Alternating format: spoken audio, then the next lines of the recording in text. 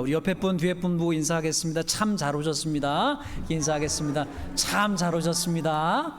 오늘 모든 분들 주님의 이름으로 환영합니다. 오늘 본문 골로새서 3장 13절은 이렇게 시작합니다. 누가 누구에게 불만이 있거든. 한국어 사전은 불만을 이렇게 정의합니다. 불만이란 욕구 불만의 줄임말로 마음에 들지 않거나 마음에 차지 않아 언짢거나 원망스러운 것을 뜻한다 이랬습니다. 불만이란 단어에 상응하는 영어 단어는 complaint라는 단어일 테지요. 그런데 그 단어의 동의어에는 이런 것이 있습니다. unhappy, 행복하지 않음, my growing dissatisfaction, 점점 커가는 나의 불만족, 그 다음에 실망, 변하지 않는 현상의 유지에 대한 불만, 그 다음에 표현되지 않는 불만족, 그 다음에 표현된 불만족, not contented or pleased, 만족스럽지 않고 기쁘지 않은, frustration, 답답하고 좌절감, uneasiness, 불편함, fall short of one's wishes or expectation, 한 사람의 바램과 기대에 미치지 못함, 그 다음에 어느 정도 화, certain amount of anger, customer dissatisfaction, 소비자의 불만, annoyance, 성가심, irritation, 짜증, 이런 것들입니다. 여러분 좀 전에 들은 단어들을 들으시면서 여러분 마음에 혹시 떠오르는 사람이 혹시 있으십니까? 여러분 혹시 이러신 적 없으세요? 마음속으로 이렇게 느끼신 적 없으십니까? 혹시 입 밖으로 이렇게 말하신 적 없으십니까? 아, 저 인간 때문에 짜증나 죽겠네. 여기서 저 인간이 어떤 분에게는 남편일 수도 있습니다. 아, 이 사람 또 왜 저러는 거야 또. 어떤 분에게는 아내일 수도 있습니다. 아, 진짜. 어떤 분에게는 아들일 수도 있습니다. 아, 이 자식 입을 또 안 개고 갔네. 어떤 분에게는 딸일 수도 있습니다. 아, 저 가시나 샤워하고 머리카락 좀 모아서 버리고 가라니까. 어떤 분에게는 엄마일 수도 있습니다. 아, 엄마 때문에 짜증나 죽겠네. 왜 내 말을 안 들으시는 거야. 또 어떤 분에게는 아빠일 수도 있습니다. 아, 아빠 또 시작이네, 또 시작. 어떤 분에게는 목회자일 수도 있습니다. 아, 목사님 진짜. 어떤 분에게는 같은 교회 성도일 수도 있죠. 아, 정말로 왜 저 장로님, 저분, 저 권사님 왜 저러시는 거야 도대체. 나 이해가 안 돼. 어떤 분에게는 직장 보스일 수도, 동료일 수도, 밑에 직원일 수도 있습니다. 내가 도대체 몇 번을 말하는데 또 저러는 거야. 어떤 분에게는 정부와 나라일 수도 있습니다. 불만이 커지면 그것은 갈등이 됩니다. 그리고 그것이 표면화되면 수면 위로 올라오면 갈등이 본격적으로 시작이 됩니다. 사도행전 6장 1절에는 한 예를 우리에게 보여줍니다. 그때의 제자가 더 많아졌는데 헬라파 유대인들이 자기의 과부들이 매일의 구제에 빠짐으로 히브리파 사람을 원망하니, 같은 구절의 세번역, 표준 세번역은 이렇게 번역하였습니다.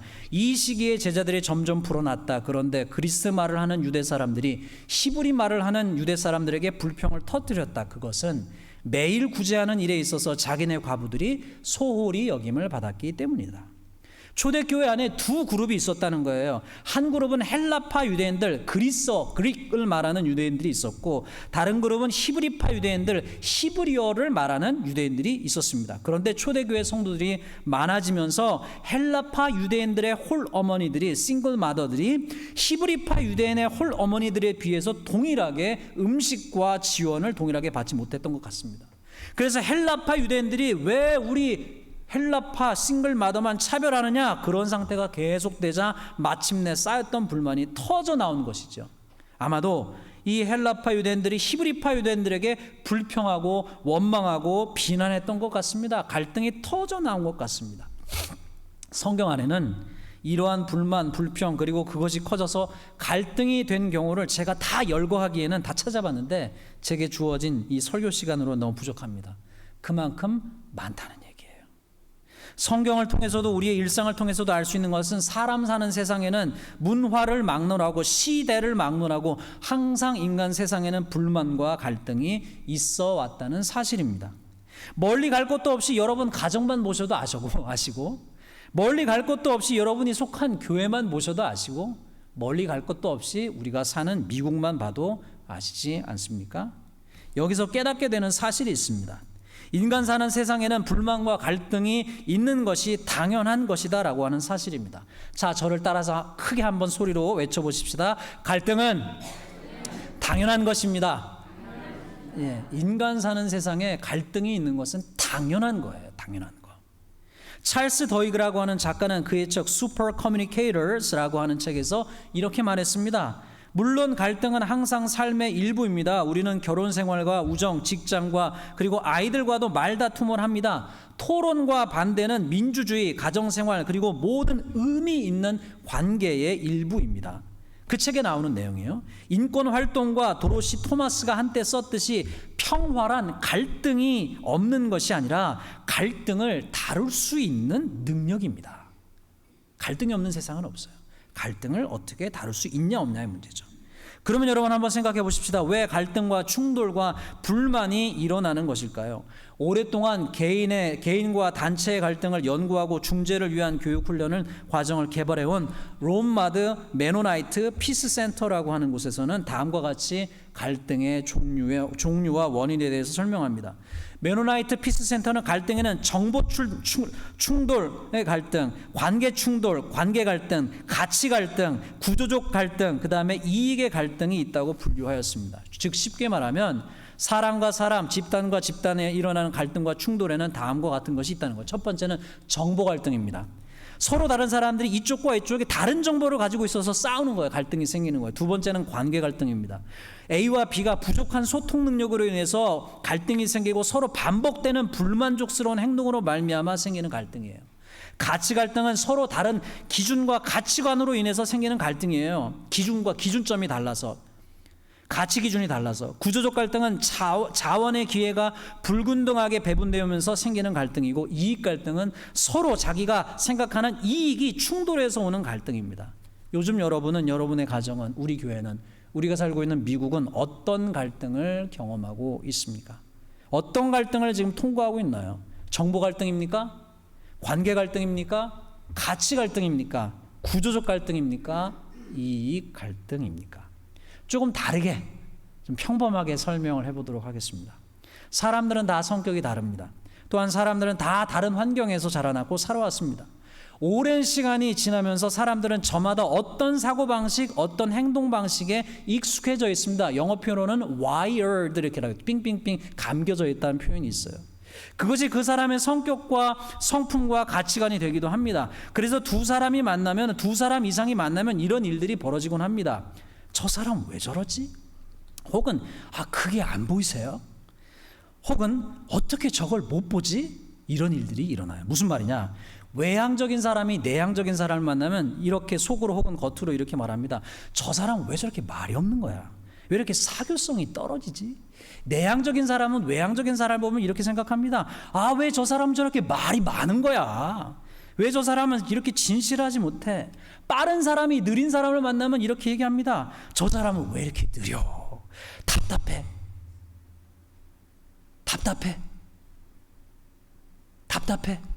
한국말 모르세요? 답답해. 죽겠네. 왜 이렇게 속도를 못 맞춰? 느린 사람은 이렇게 생각합니다. 빠른 사람을 보고. 저 사람은 왜 저렇게 서둘러? 왜 저렇게 급한 거야? 모든 것이 정리되고 계획되어야 되는 것이 편한 사람은 이렇습니다. 그 반대의 사람을 보고 어떻게 저렇게 더러운 것을 못 보지? 어떻게 저렇게 정리가 안 된 것을 못 보지? 저런 게 좀 안 보이나? 좀 정리 좀 하고 살지. 좀 계획 좀 하고 살지. 참 진짜 왜 이렇게 시간을 안 지키는 거야, 시간을. 그와 반대되는 사람은 모든 것이 느긋하고 여유가 있는 사람은 이렇습니다. 왜 저 사람은 저렇게 빡빡하게 인생을 사는 거야? 좀 릴렉스 하면서 살 수가 없는 거야? 여유가 없어. 여유가 좀 안 치우면 좀 어때? 좀 계획대로 좀 안 되면 좀 어때? 옳고 옳지 않고가 기준인 사람은 그 반대의 사람을 보면 이렇습니다. 사람이 저렇게 어떻게 윤리의식이 없지? 그건 아니지. 저건 아니지. 저건 옳지 않지. 좋고 나쁨이 기준인 사람은 그 반대의 사람을 보고 이렇게 생각합니다. 사람이 어떻게 저렇게 인정머리가 없지? 그건 아니지. 여러분, 불만은 왜 생길까요? 앞서 저는 불만이란 욕구 불만이란 말의 줄임말이라고 말씀드렸습니다. 내가 누군가를 향해서 불만을 가지게 된다는 것은 다음과 같습니다. 내가 상대방에게 무언가를 기대할 때, 그리고 상대방이 나의 기대에 미치지 못할 때 우리는 불만이라고 하는 감정, 좀 구체적으로는 실망이라고 하는 감정을 느낍니다. 예를 들면 아들과 딸이 공부를 잘해서 좋은 대학에 가기를 기대했는데 그렇지 못했을 때 실망이라는 불만을 경험하게 되지요. 내가 상대방이 무언가를 해주기를 바랬는데 상대방이 그것을 하지 않을 때 우리는 불만족이라는 감정을 경험합니다. 예를 들면 남편이 내 생일에 꽃을 사다 주기를 기대했는데 꽃은커녕 내 생일을 까먹어버리면 불만이 터져 나오죠. 맞습니까? 나에게 무언가 필요한 것이 있는데 상대가 그 필요를 채워주지 못할 때 불만을 느낍니다. 나는 그게 꼭 필요하다고 생각하고 느끼는데 상대가 그 필요를 채워주지 못하면, 하지 않으면 짜증이 납니다. 불만이 폭발합니다. 예를 들면 이런 거예요. 나는 사랑이 담긴 따뜻한 말을 남편에게 듣고 싶은데, 엄마에게 듣고 싶은데 상대방이 안 해줍니다. 짜증이 납니다. 나는 좀 더 친밀한 시간을 좀 갖고 싶은데 상대방이 안 해줍니다. 불만이 폭발합니다. 나는 좀 더 함께 가치 있는 시간을 보내고 싶은데 상대방이 안 합니다. 짜증이 납니다. 나는 상대방이 그것을 좀 해줬으면 좋겠는데 상대방이 안 해줍니다. 짜증이 납니다. 나는 상대방이 선물을 좀 해줬으면 좋겠는데 상대방이 안 해줍니다. 짜증이 납니다. 나는 상대방이 나를 존중을 좀 해줬으면 좋겠는데 나를 존중하지 않아요. 화가 납니다. 나는 상대방이 내가 힘들게 일할 때 좀 놀지 말고 구경만 안 하고 나 좀 도와줬으면 좋겠는데 상대방이 안 도와줍니다. 짜증이 납니다. 나는 상대방이 내 상황도 생각해 주었으면 좋겠는데 자기 생각만 합니다. 짜증이 납니다. 나는 상대방과 좀 이야기 좀 했으면 좋겠는데 상대방이 피하기만 합니다. 나는 상대방이 내 이야기 좀 들어줬으면 좋겠는데 상대방이 들어주지를 않습니다. 짜증이 납니다. 여러분, 이렇게 짜증이 나고 불만이 폭발하여 갈등이 일어날 때 보통 우리가 어떻게 행동을 하나요? 속으로 부글부글 끓는 사람이 있고요. 그 불만을 밖으로 터뜨리는 사람이 있습니다. 다 반응이 다 다릅니다. 어떤 분은요, 속으로 꾹 참습니다. 화가 나고 불만이 있지만 참아요. 어떤 이는 그 상황이 되면요, 거리를 둡니다. 좀 거리를 둬요. 좀 멀리 합니다. 어떤 이는 피합니다. 요리조리 피합니다. 어떤 이는요, 차갑게 등을 돌립니다. 그렇죠? 애들이 부모하고 갈등이 생기면요, 애들이 그렇게 쌀쌀 맞을 수가 없어요. 경험 안 해보셨어요? 쌀쌀 맞을 수가 없어요. 어떤 이는 불만이 생긴 당사자에게 가서 직접 이야기하는 것이 아니라 뒤에서 다른 사람들에게 그 사람에 대해서 비난합니다.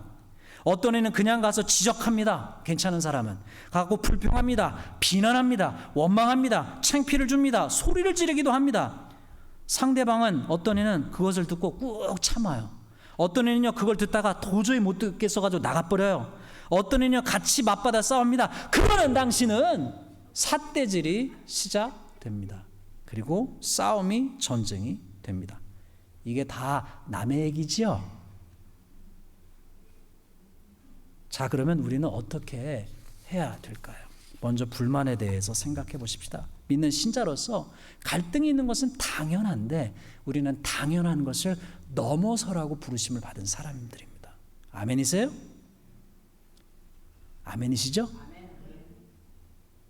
우리에게 먼저 불만에 대해서 생각해 볼 것은, 우리에게 어떤 필요가 강하게 느껴지고 어떤 원함과 욕구가 강하게 있을 때, 상대방을 향한 어떤 나의 기대가 있을 때 먼저 이것들을 생각해야 돼. 잘 들어보세요. 첫 번째, 나는 상대가 내가 가지고 있는 기대를 명확하게 상대방에게, 그것이 남편이든 아이든 목사든 성도님이건 누구든 간에 그 상대방에게 내가 가지고 있는 기대, 나의 expectation을 명확하게 언어로 구체적으로 표현했는가? 내가 필요하다고 느끼는 나의 필요와 나의 원함, 나의 desire, 나의 expectation, 나의 longing, hunger, 그런 욕구를 상대방에게 명확히 말로 표현했는가? 이게 굉장히 중요해요. 달리 말해, 상대방이 나의 마음, 원함, 바람, 기대를 명확히 알고 있는가? 이게 굉장히 중요해요. 여러분 속에는 굉장한 디테일한, 굉장히 스페시픽한, 굉장히 디테일한 기대가 있어요. expectation이 있어요. 그런데 그것을 때때로 우리는요 상대방에게 명확하게 explain 하지 않았어요. notify 하지 않았어요. 알리지 않은 상태에서 상대방이 내 바람과 내 욕구와 내 기대대로 해주기를 원합니다. 여러분 크게 따라하세요. 상대방은 자 고개를 절레절레 하시고 모릅니다. 자 따라해보세요. 남편은 몰라요. 여러분 얘기 안 하면 몰라요. 자식도 몰라요. 아내도 몰라요. 목사도 몰라요. 성도님들도 몰라요. 우리는 나는 내 안에 익스펙트에서는 아주 디테일한 스펙한 계획은 갖고 있는데요. 표현하지 않으면요. 여러분 몰라요. 그 사람은요. 자다깨나도 몰라요. 그 생각을 그 사람이 하고 있는지. 구체적으로 표현해야 돼요. 알려줘야 돼요. 첫 번째. 두 번째. 여러분이 혹 표현을 했다면 아주 디테일하게 여러분이 원하는 기대하는 그것을 상대방에게 정확히 알렸다면 그 다음 넥스트 스텝이 있어요. 그게 뭐냐? 표현된 나의 바람과 기대에 대해서 잘 들으세요. 상대방이 동의했는가 이게 중요해요. 상대방이 명확히 동의를 했는가 하는가, 즉 상대방은 나의 기대, 나의 바람, 그 상대방이 해주기를 기대하고 바라는 나의 기대와 바람에 대해서 상대방이 기꺼이 하겠다고 해주겠다고 동의를 했는가, 이게 굉장히 중요해요. 달리 말해서 나의 그 기대와 바람이 상대방의 동의와 과정을 거쳐서 동의의 결과물로 made agreement를 해서 산출했는가를 물어봐야 돼요. 상대방이 자발적으로 기쁨으로 그렇게 해주기로 동의했는가, 이것이 굉장히 중요해요. 그렇게 하지 않으면 어떻게 되는 거예요? 나만 김치국 마시고 있는 거예요. 그렇죠? 상대방은 동의한 적이 없거든요. 상대방은. 셋째, 여러분 상대방에 대해서 불만을 가진 것이 상대방이 동의하지 않는 나의 잣대, 나의 기준으로 말미암은 것이 아닌가 생각해 봐야 됩니다. 우리는 흔히 다른 사람을 내 기준으로 판단해요. 내 잣대로 상대방을 재단합니다. 내 기준에 안 맞으면요 화가 나요. 불만이 생깁니다. 그런데 생각해야 될 것은 정말 내 기준, 내 잣대가 옳은 것인가, 상대방은 그 기준과 그 잣대에 동의하는 것인가를 생각해 봐야만 됩니다. 우리가 미국에 살면서요, 미국 사람들 만나면서 2세들을 만나면서요 많이 부딪혀요. 왜냐하면 우리가 갖고 있는 잣대하고요 그들이 갖고 있는 잣대가 다르거든요. 그러니까 부딪히는 거예요. 넷째로, 내가 모르는 상대의 상황이 있지는 않은지 잘 생각해 봐야 됩니다. 전혀 나는 눈치채지 못하고 있는데 상대방이 어떤 힘든 감정의 시기를 지나고 있는 것은 아닌지 생각해 봐야 돼요. 내가 모르는 상대방의 스케줄, 상황, 정황이 있지는 않을까 생각해야 됩니다. 그래서 오늘 본문은 이렇게 말씀합니다. 그러므로 너희는 하나님의 택하사 거룩하고 사랑받는 자처럼 긍휼과 자비와 겸손과 온유와 오래 참음을 옷 입고, 누가 누구에게 불만이 있거든 서로 용납하여 피차 용서하라. 자, 그러면 다음으로 갈등에 대해서 생각해 보십시다. 여러분, 불만이 점점점 커져가지고 갈등이 표면화됐을 때 우리는 어떻게 해야 될까요? 성경 에베소서 4장 1절에서 3절은요 이렇게 말씀합니다. 그러므로 주 안에서 갇힌 내가 너희를 권하노니 너희를 부르심을 받은 일에 합당하게 행하며 모든 겸손과 온유로 하고 오래 참음으로 사랑 가운데서 서로 용납하고 평안에 매는 줄로 성령이 하나 되게 하신 것을 힘써 지키라. 어떻게 해요? 따라해보세요. 힘써. 크게 해요. 힘써 지키라. 하나게 되게 하신 것을 힘써 지키라. 잘 들어보세요. 하나가 되는 것이 쉽다면, 화목하게 지내는 것이 쉽다면, 저절로 automatically 저절로 된다면 예수님께서 바울 사도를 통해서 왜 하나 되게 하신 것을 힘써 지키라고 말씀하셨겠어요? 그렇지 않아요. 저절로 되지 않아요. 여러분 들어보세요. 그냥 가만히 내버려 두면 저절로 행복해지는 부분은 없습니다. 가만히 내버려 두면 저절로 행복해지는 부모와 자식의 관계는 없습니다. 가만히 저절로 내버려 두면 행복해지는 교회는 없어요. 가만히 저절로 내버려 두면요 행복해지는 나라는 없습니다. 사람은요 가만히 내버려 두면요 자꾸 멀어져요. 한 번도 안 싸워보신 부부 있으세요? 한 번도 안 싸워본 부모와 자식 있습니까? 저는 아직도 제 자식들하고 싸웁니다. 할렐루야. 마음에 안 들 때가 있어요. 속이 부글부글 끓을 때가 있어요. 가치관이 달라요. 여기서 교육받고 저는 한국에서 교육받았으니까. 말도 영어를 말을 하고 저는 한국말이 주어나니까. 사고방식도 달라요. 행동방식도 달라요. 불편해요. 시간이 지날수록. 싸웁니다. 근데 싸우는 게 정상이에요. 할렐루야. 안 싸우는 게 문제예요. 싸워야 맞춰갈 거 아니에요. 싸워야 알아가고. 맞죠? 가만히 두면 우리는 점점 멀어져요. 나중에 말도 안 해요. 어떻게 되냐? 힘써 하나가 돼요. 왜 싸워요? 다르니까요. 다르니까 싸우는 거예요. 그러나 여러분 그거 아세요? 그 다름이 우리에게 축복이에요. 그러기에 주님은 그 다름을 조화로 만들어가기 위해서 힘써 지키라고 하신 거예요. 힘써 싸워라. 그래서 오늘 본문 말씀에 뭐라고 그래요? 힘써 지키기 위해서 14절 이 모든 것 위에 사랑을 더하라. 이는 온전하게 매는 띠니라. 그리스도의 평강이 너의 마음을 주장하게 하라. 그리고 너희는 또한 감사하는 자가 되라. 성경은 우리에게 갈등이 생겼을 때 우리가 딱 딛고 확실히 서야 될 자리가 어딘지를 알려주고 있어요. 그게 뭐냐? 마음가짐을 알려주는 거예요. 딱 스탠딩 해야 될 것이 뭐냐? 하나가 되려고 힘써 노력해라. 그리고 사랑해라. 감사해라. 평화를 끝까지 지켜라. 그 결심을 가지고 나아가라고 말씀하고 있는 거예요. 그러면 갈등이 생길 경우 우리가 취해야 될 기본 단계는 무엇일까요? 첫 번째, 잘 들으세요. 첫 번째, 우리가 해야 될 일은요, 갈등이 생길 때 흥분한 마음, 상한 감정을 조금 가라앉혀야 돼요. 마음이 많이 상했을 때, 감정이 흥분되었을 때 바로 말하면 대개 상황은 악화됩니다. 그렇게 첫 번째로 해야 될 일은요, 쿨 다운, 열을 식히는 거예요. 어떤 분은 여기서 실수합니다. 바로 가서 자기의 화를 폭발시켜버려요. 남에게 쏟아내요. 아들에게 쏟아내요. 자식에게 쏟아내요. 나에게 만만한 사람에게 쏟아냅니다. 때로 어떤 분은 이렇게 얘기해요. 그렇게 쏟아낸 다음에 아, 시원하다. 그러나 그런 분들은 다는 아니지만 대부분 뒤에 가서 후회합니다. 그런 적 없으세요? 저는 그런 적 있습니다. 여러분 믿겨지실지 모르겠지만 저는 10대 시절에 굉장한 다혈질이었어요. 믿겨지세요? 안 믿겨지죠? 저희 할아버지가 다혈질이셨고요. 죄송합니다. 저희 할아버지 그냥 저희 아버지도 다혈질 집안에서 자라났어요. 그러니까 10대 은혜 받기 전에는요, 저도 막 소리를 질렀어요. 화를 냈어요. 근데 그렇게 하고 나니까요, 꼭 시간이 지나면요, 기분이 찝찝하더라고요. 하나님께 은혜 받고 나서 하나님이 다혈질을 고쳐주셨어요. 할렐루야. 여러분, 화내고 나서, 화를 쏟아내고 나서 후회하는 경우가 많아요. 다시 말씀드려요. 열기를 좀 식혀야 돼요. 쿨 다운 되면 그 다음은 무엇을 해야 되냐? 여기서 잠깐. 대개 여기서 빠지는 샛길이 있어요. 어떤 샛길이냐? 어떤 분은요, 그냥 혼자 사겨버립니다. 푹 사겨요. 된장 마냥. 고추장 마냥 푹 사겨요. 어떤 분은요, 그냥 침묵합니다. 상대방은 전혀 몰라요. 왜 그렇게 할까요? 그 사람에게 찾아가서 말하는 것이 불편하기 때문에요. 왜 그렇게 직면해서 나의 불편한 마음을 이야기하는 것이 익숙하지 않기 때문에 그렇게 하지 않는 거예요. 그런데 여러분 기억하셔야 될 것은 그렇게 하시면 상대방은 평생 몰라요. 이 사람이 내 마음에 상처를 주는 말을 무심코 했어요.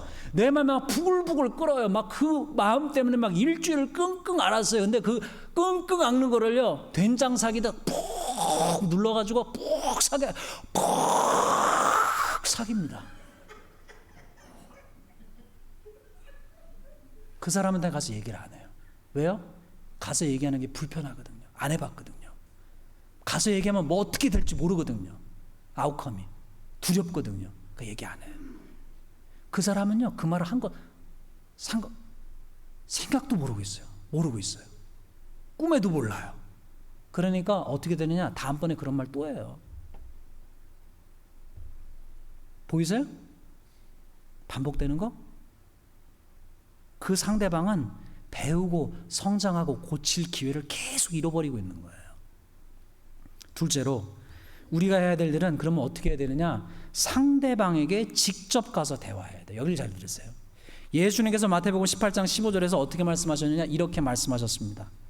내 형제가 죄를 범하거든 가서 너와 그 사람과만, 잘 들으세요, 그 사람과만 상대하여 권고하라. 만일 들으면 너가 너 형제를 얻는 것이요. 잘 들으세요. 우리가 먼저 해야 될 일은요, 나와 갈등이 생긴 그 당사자와 이야기를 하는 것입니다. 그런데 우리가 흔히 하는 실수가 여기 있어요. 뭐냐면 흔히 선택하는 샛길이 빠지는 엉뚱한 게 여기 있어요. 뭐냐면 어떤 분은 그 사람 대신 다른 일을 찾아가서 그 사람에 대해서 뒷담화를 합니다. 그렇게 해서라도 분을 풀려고 하는 거예요. 뭐 그럴 수도 있어요.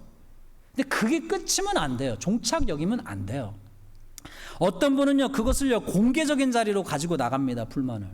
갈등이 생긴 당사자와 1대1로 만나서 얘기하는 것이 아니라 그 당사자에게 불만이 생긴 것을, 상대방한 불만을 다른 이들이 여럿이 있는 곳에 풀려고 하는 거예요. 그럴 경우 그것은 문제 해결에 전혀 도움이 되지 않습니다. 오히려 상대방의 잘못을 드러내어서 상대방에게 창피감, 쉐임을 주려고 하는 거예요. 그런 결과로 귀결됩니다. 여러분이 만약에 상대방을 쉐임, 창피를 주려고 하는 의도를 가진 것이라면 그렇게 해줘도 돼요. 그게 파이널 데스티네이션이고 파이널 골이라면. 그러나 그것이 아니라면 그렇게 하면 안 돼요, 여러분. 화해와 화목과 관계의 회복을 바라고 그 사람의 진정한 변화를 바란다면 1대1로 주님이 가르쳐 주신 대로 해야 돼요. 이게 중요합니다. 그런데 문제는 여기가 문제예요. 문제는 우리는 그러한 갈등의 상황이 생겼을 때에 어떻게 대화하는지를 배워보지 못했습니다. 여러분 배워보신 적 있으세요? 저는 못 배웠어요. 학교에서 다른 건 다 배웠는데 뭐 수학, 미분, 적분 뭐 이런 건 다 배웠는데요, 진짜 인생을 살아가면서 필요한 대화의 기술은 학교에서 배워본 적이 없어요. 학교에서뿐만 아닙니다. 가정에서도 정말 필요한 대화의 기술은 배워보지 못한 이들이 거의 대부분이에요. 가끔 정말 그런 대화의 기술을 가진 부모님을 운 좋게 만났다면 그 부모님을 보고 자라면서 배웠겠죠. 그러나 그런 분들은 극히 소수입니다. 그래서 우리가 종종 선택하는 방법은 뭐냐? 그냥 피해버리는 거예요. 그냥 대화를 시도조차 하지 않는 것입니다. 소통을 안 해버리는 것이에요. 소통 없이는, 대화 없이는 상대방을 이해할 수도, 나를 상대방이 이해할 수도 없습니다. 상대방이 나의 상한 감정을, 나의 불만을, 나의 불편한 마음을 알 수조차도 없고 더욱이 이해할 수는 없어요. 그러면 우리는 어떻게 대화해야 할까요? 대화 전문가들, 갈등 해소 전문가들이 한 이야기들을 종합하면 이렇습니다. 첫째, 먼저 그라운드 룰을 세우라는 거예요. 만나서 얘기하기 전에 룰을 세우는데, 이 룰은 침범하면 안 되는 룰을 세우라는, 그건 뭐냐? 상대를 공격, 비난, 원망, 창피 주지 말아라. 그러면 이렇게 여러분 얘기를 들으시면 이런 생각을 하실 거예요. 어떤 분은 그러면 어떻게 나의 불만, 나의 상처를 말하란 말이에요? 이렇게 하라는 거예요. 둘째, 어떻게 하라고 하느냐? 주어를, 자 보세요, 절 보세요. 당신이, 네가 그랬잖아. 주어를 당신이, 네가로 시작하지 말고 뭐로 시작하느냐? 나는, 나로 시작하는 거예요. 나는. 그 다음에 동사가 뭐 나오냐? 감정 동사를 쓰라는 거예요. 나는 슬펐어. 나는 힘들었어. 나는 괴로웠어. 이걸 하셔야 돼요. 한국어 어순으로 하시면 안 돼요. 이게 워킹 안 해요, 잘. 그래서 한국 분들이 이 I 메시지라고 심리학에서 얘기하는 이 I 메시지를 배워도 잘 못 써먹어요. 왜냐하면 한국은요, 주어가 나오고 동사가 언제 나와요? 맨 마지막에 나오니까 이게 잘 안 돼요. 그렇기 때문에 어순을 의도적으로 바꾸셔서 영어 어순으로 하셔야 돼요. 이걸 쓰시려면. 나는 슬펐어. 나는 외로웠어. 나는 비참했어. 그 다음에 설명하는 거예요. 언제 그랬는지를. 이런 거에 예를 들면, 나는 너무 힘들었어요. 나 혼자 아기를 돌보느라 힘든데 당신은 TV를 보면서 도와주지 않았을 때 나는 슬펐어요. 당신 비난하는 거 아니고 내 마음이 슬펐어요. 여기서 중요한 것은, 깊은 대화, 화해의 대화를 위해서 중요한 것은 어떤 사건 자체를 집중하는 게 아니에요. 남을 블레임하는 게 아니에요. 남편을 블레임하는 게 목적이 아니고, 아들을 블레임하는 게 목적이 아니고, 상대방을 공격하는 게 목적이 아니고, 나의 마음, 그 사건을 통해서 내가 느낀 감정을 상대방이 느끼도록 이야기해 주는 거예요. 어떻게 내가 느꼈는지, 내가 왜 그렇게 느끼고 생각했는지, 그 밑바닥에 있는 감정, 필링과 이모션을 알려주는 거예요. 그런데 이 얘기를 할 때 여러분이 기억해야 될 성경의 말씀이 있습니다. 에베소서 4장 15절 말씀, 표준세 번역 말씀 번역이에요. 우리는 사랑 안에서 진리를 말해야 합니다. 이걸 하실 때 여러분 흥분해서 하시면 안 돼요. 목소리 톤이 나는 슬펐어요. 당신이 아기를 안 봐주고 그렇게 나만 우리 헥터를 보면서 그래서 내가 화가 났어. 이러면 얘기 끝난 거예요. 통하지 않아요. 목소리 톤이 높아지는 순간 눈에서 레이저가 나가는 순간 얘기는 끝났어요. 그렇게 하시면 안 돼요. 그렇게 하시면 안 되고 뜸을 더 들이셔야 돼요. 어떻게 하셔야 되냐? 그 화가 가라앉을 때까지 차분한 목소리로 해야지 상대방이, 남성들은 특히 레이즈를 높이면 나를 공격하는구나 라고 생각해서 마음을 닫아버려요. 그렇게 하면 안 되고 다른 분들도 마찬가지예요. 목소리를 낮게, 낮은 목소리로 얘기해야 돼요. 그러면서 사랑 안에서 진리를 말해야 돼요. 세 번째, 그러면 상대방이 그런 이야기를 할 때 나는 뭐를 해야 되느냐? 이렇게 해야 되는 거예요. 내가 그 사람이 한 말을 내 말로 바꾸어서 말해주는 거예요. 이거는 상담하기에서 미러링이라고 그래요. 거울로 반사시켜주는 거예요. 어떻게 하는 거냐? 상대방이 어떤 이야기를 해요. 그러면 아까 이렇게 하면 이렇게 하는 거예요. 내가 듣기엔 당신이 이런 일이 생겼을 때 슬펐다는 거야? 상대방의 이야기를 그대로 앵무새처럼 반복하는 게 아니고요. 상대방의 한 이야기를 내가 이해한 나의 언어로 다시 그 사람에게 들려주라는 거예요. 그리고 나서 중요한 포인트가 있는데 내가 이해한 게 맞아? 라고 물어보라는 거예요. 그러면 그 상대방이, 아내가, 남편이, 권사님이, 전도사님, 목사님이 맞아. 내가 그렇게 느낀 거야. 그랬구나. 미안해. 이렇게 reconciliation, 화해가 일어나는 거예요. 그런데 내가 말하는 것이 예를 들어서 그 사람이 들었는데 아니야, 그게 아니고 나는 이러이러한 부분에서 이렇게 느낀 거야. 그럼 그 얘기를 다시 자기 언어로 바꿔서 다시 들려주는 거예요. 내가 이해한 게 맞아? 그래, 맞아. 이거를 back and forth로 상대방이 그 얘기가 맞다고, 그 감정이 맞다라고 느낄 때까지 하는 거예요. 그런데 여기서 여러분 그 얘기를 하실 때 이렇게 들으시면 안 돼요. 뭐 하는, 어깨 아파. 어떻게 해요? 팔짱 끼고 들으시면 안 되고 한번 얘기해봐, 내가 들어볼게. 이렇게 하시면 안 되고 팔 푸시고 그 사람의 얘기를 진지하게 어텐티브, 집중해서 들으셔야 돼요. 귀 기울여서. 넷째, 상대방이 어떤 말을 할 때 어떤 말이 하시면 이게 powerful word인데요. 제가 이걸 배우고 많이 써먹는 거예요. 지금 목회하면서. 우리 아이들에게도. 어떻게 하냐? Could you tell me more? 영어로 하면. 조금 더 얘기해 줄 수 있어요. 우리의 표현력이나 한계 때문에 자주 우리가 말한, 우리가 행동한 뒷배경과 이유를 충분히 설명하지 못하는 경우가 많아요. 특히 10대 아이들이 그렇죠. 뭔가 이유가 있는데 다 언어로 표현하지 못해요. 자기의 감정이나 상황을. 어른들도 마찬가지예요. 그래서 상대방의 얘기를 듣다가 뭔가 unclear해요. 여러분이 fully understand를 못하겠어요. 그럴 때 뭐라고 하시면 조금 더 말해줄 수 있어요? 나는 당신을 이해하고 싶은데 Could you help me to understand you better?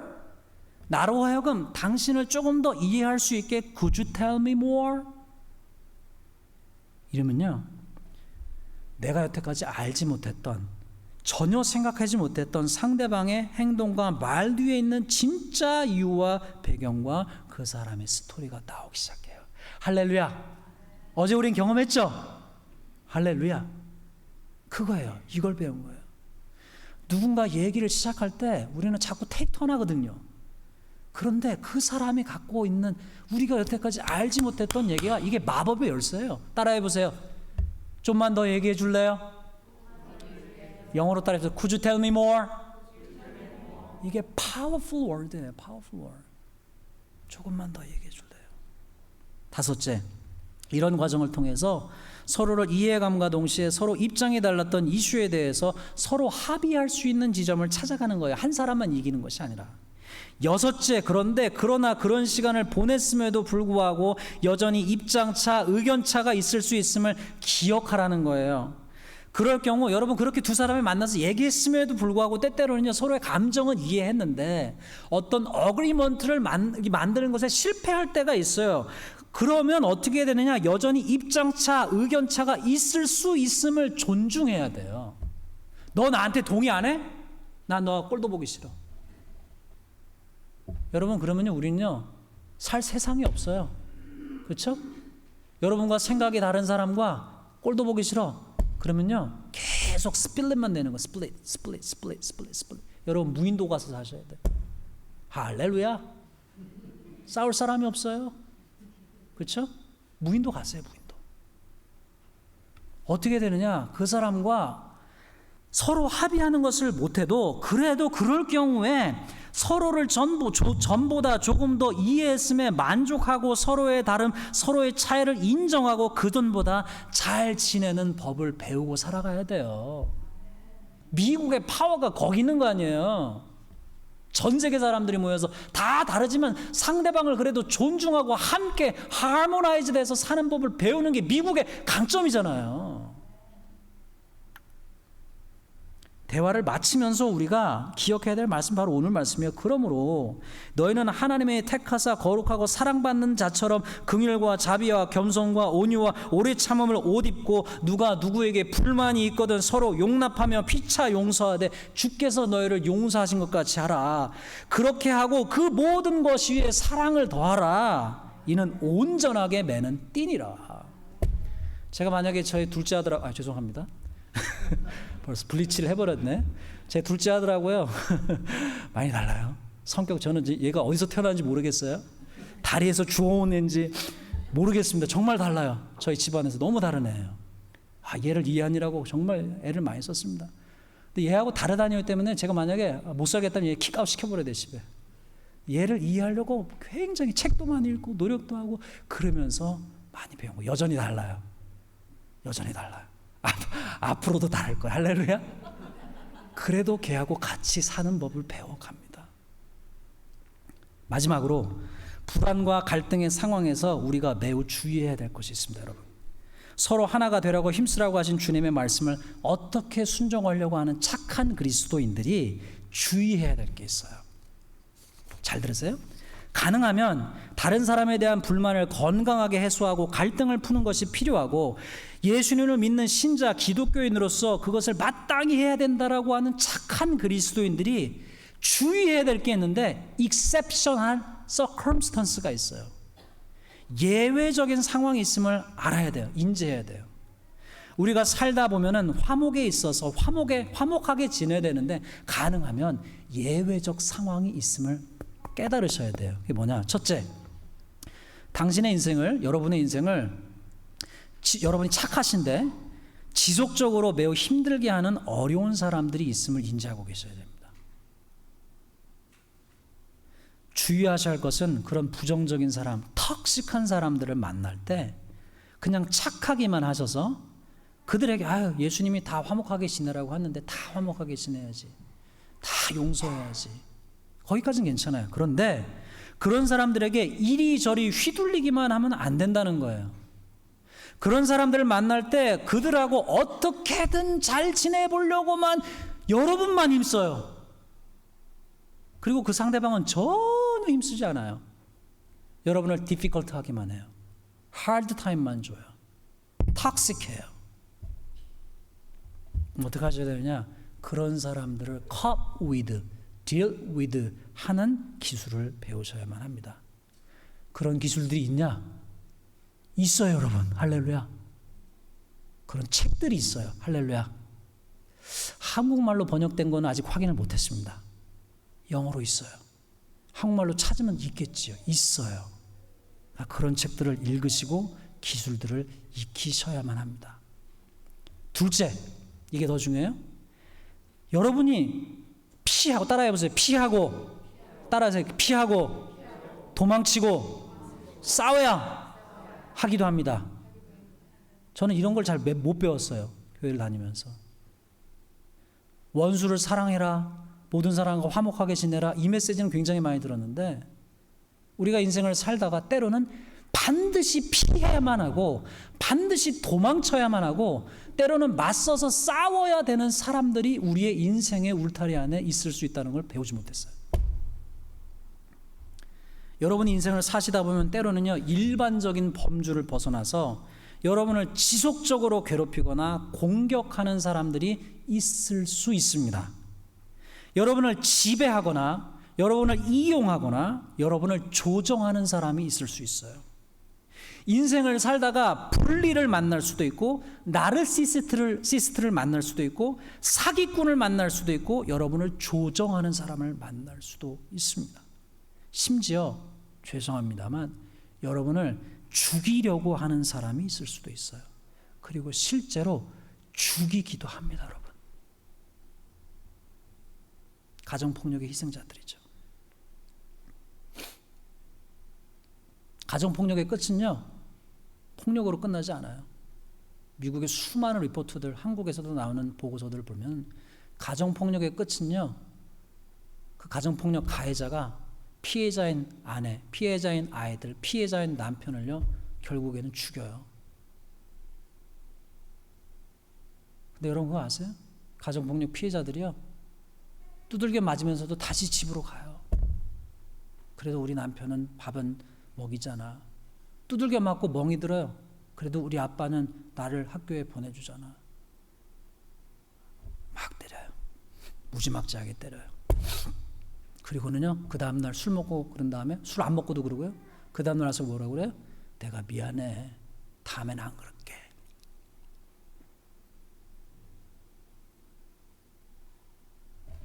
막 때리고요.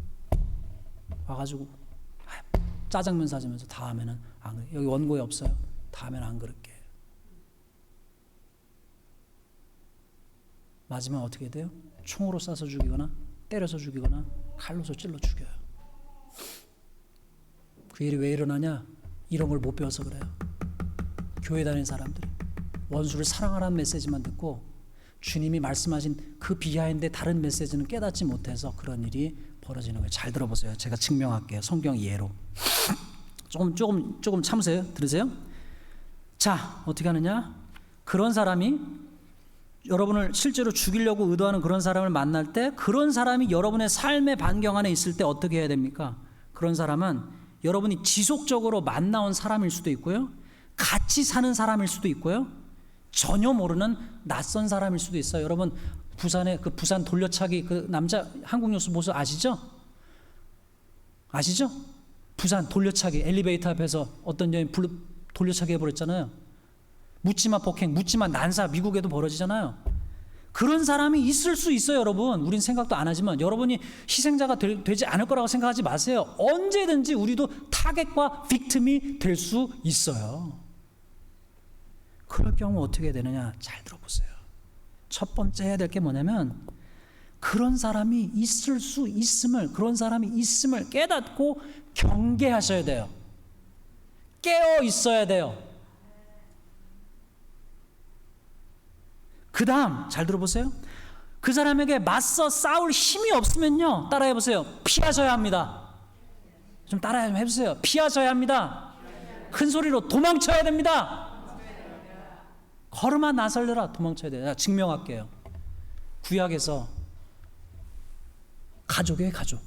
장인이었던 사울 왕이 사위였던 다윗을요, 시샘이 생겨가지고 죽이려고 했어요. 하나님의 말씀을 듣고 그 많은 시편을 지었던 착한 다윗이요, 사울 왕이 창을 확 던질 때 제가 여기 있습니다. 저를 맞으십시오. 장인 어르신 뭐 화가 많이 나셨네요. 저를 맞으세요. 화살 맞으세요. 움직이지 마. 네, 맞으세요. 이랬어요? 성경을 읽어보세요. 사울 왕이 창을 던졌을 때 다윗이 어떻게 했어요? 피했더라. 사울 왕이요, 다윗을 죽이려고 어떻게 군대를 다 동원했어요. 그럴 때마다 다윗이 어떻게 했어요? 걸음아 나설려라. 어떻게 했어요? 도망쳤죠. 피했죠. 어비주 당하지 않았어요. 때때로 스데반 집사처럼 돌멩이가 날라와서 순교해야 될 때도 있어요. 여러분 스데반 집사가 아니에요. 주님이 여러분을 어떤 인생의 순간에 순교자로 부르실 수도 있습니다. 부르실 수도 있어요. 부르실 수도 있어요. 그러나 그것은 rare case고요.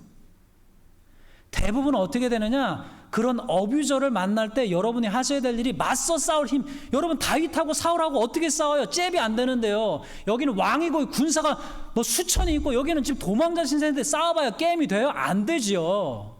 그러니까 그때 해야 되는 게 뭐예요? 피해야죠. 도망쳐야죠. 걸으면 나 살려라 해야죠. 맞죠? 제 말이 맞습니까, 여러분? 맞죠. 그러다가 정말 궁지에 몰려가지고 싸울 힘이 있어서 맞서 싸울 힘이 생겼다면 여러분 기억하셔야 될 것은 그 사람은 여러분이 같이 잘 지내야 될 사람이 아니에요. 그 사람을 내가 먼저 가서 찔러 죽일 필요는 없어요. 그렇죠? 하지만 그 사람은 잘 지낼 사람이 아니에요. 이미 트러스트가 깨진 거예요. 나를 죽이려고 작정하는 사람이에요. 그 사람을 만날 때 우리가 해야 될 것은 최소한, 저는 미국이 그래서 너무 좋아요. 이런 측면에서는. 한국은 안 그렇거든요. 어떻게 되느냐? 여러분을 마음 놓고 공격하지 못하도록 최소한의 여러분 셀프 디펜스를 하셔야 돼요. 미국은요 셀프 디펜스가 합법이에요. 여러분 그거 아세요? 한국은요 웃긴 법이 있어요. 강도가 밤에 주택에 들어왔어요. 내 부인을 겁탈하려고 해요. 내 자식을 죽이려고 해요. 남편이요 아들이요 밤에 깨어나서 엄마의 비명소리, 아내의 비명소리를 듣고 나왔어요. 도둑이 들어온 강도죠. 강도 칼을 들고 왔어요. 강도와 싸웠어요. 그런데 싸우는 과정에서 강도를 때려가지고 맞았는데 강도가 죽었어요. 여러분 그거 아세요? 한국법에 따르면 어떻게 되는지 아세요?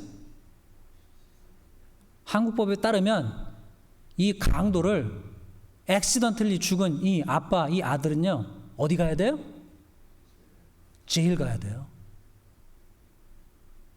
이게 말이 됩니까? 한국법은 그러면요 강도가 들어오면요 내 아내를 겁탈하고 내 자식을 죽여도 뭐하라는 얘기예요? 가만히 있으라는 얘기예요. 그래서 한국에서 그 여러분 아세요? 길거리 가다가 싸움 나면요 뭐라고 하는지 아세요? 맞아 그냥 맞아. 왜요? 저 사람이 먼저 때렸는데요 내가 한 대라도 때리는 순간 무슨 폭행이 돼요? 한국말 모르세요? 쌍방폭행. 집사님 잘 아시잖아요. 쌍방폭행이 돼요. 아셨어요? 모르셨어요? 쌍방폭행이 돼요. 미국은요 어떻게 해요? 밤에 도적이 돌아와서 총으로 쏴서 죽였어요. 뭐죠? 그렇죠. 장로님 정당방위. 기독교인들이 해야 될 것이 뭐냐? 먼저 남의 집을 가서 공격하면 안 되죠. 먼저 어비저라고 해서 가서 총으로 쏴서 죽이면 안 되겠죠. 그렇게 하고 싶다 하더라도 어떻게 해야 돼요? 최소한 우리가 해야 될 것은 그 사람이 나를 죽이러 왔을 때 우리가 해야 될 것은 뭐예요? 최소한 여러분을 마음 놓고 샌드백처럼 때리라고 가만히 있으면 안 돼요. 다윗을 기억하세요. 창을 사울이 던졌을 때 어떻게 했다고요? 피했다고. 괜찮아요 권사님. 제가 목사도 체면 다 불구하고 이렇게 하는 이유가 있어요. 여러분 오늘 설교를 다 잊어버리셔도 목회자가 숨었던 거 기억하시라고요. 그게 필요해요. 자 말씀을 정리하십시다. 우리가 사는 세상에 불만과 갈등은요 당연한 거예요.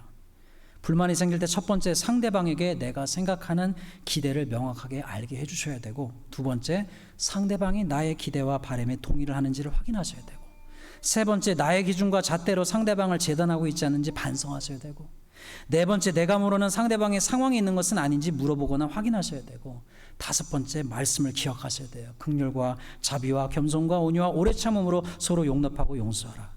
갈등으로 발전했을 때는 첫 번째 말씀을 기억하세요. 사랑 가운데 하나 되게 하신 것을 힘써 지키라. 평강을 위해서 힘써라. 두 번째는 상한 감정을 식히셔야 돼요. 불만의 열기를 쿨다운 시키세요. 세 번째 혼자 사귀지 마세요. 혼자 사귀지 마시고 상대방은 평생 몰라요. 알게 해줘야 돼요. 네 번째 뒤에서 뒷담화하지 마시고 공개적으로 창피 주려고 하지 마시고 1대1로 만나서 대화를 시도해 보세요. 다섯 번째 그라운드 룰을 세우세요. 공격하지 마시고 비난하지 마시고 원망하지 마시고 창피 주지 말자 써놓으세요. 그리고 시작하세요. 여섯 번째 사랑 안에서 네가 이러지 마시고 내가 I 메시지로 시작하세요. 내가 느낀 건 I felt so sad. 7번째, 상대방이 말하면 팔짱 끼고 듣지 마시고 팔짱 풀고 잘 귀 기울여서 들으시고 나의 말로 나의 my own language로 다시 바꿔서 말해주세요. 그리고 잘 이해한 것인지 확인하는 과정을 반복하세요. 8번째, 상대방이 말을 하면 잘 이해가 안 될 경우 조금 더 이야기해 줄 수 있어요? 라고 물으세요. 9번째, 가능한 한 쌍방이 동의할 수 있는 합의점을 찾으세요. 10번째, 그럼에도 불구하고 때로 입장 차이가 여전히 있을 수 있는 한계를 인정하고 서로를 조금 더 이해할 수 있었음에 감사하고 잘 지내는 법을 찾으세요. 11번째, 말씀을 기억하세요. 전보다 조금 더 서로를 이해하게 되었음에 감사하시고 끝으로 예외의 상황이 있음을 인지하시고 어려운 일을 대처하는 법을 배우시고 위험한 사람의 경우 피하거나 도망치거나 싸우시기 바랍니다. 기도하겠습니다. 들으신 말씀 기억하시고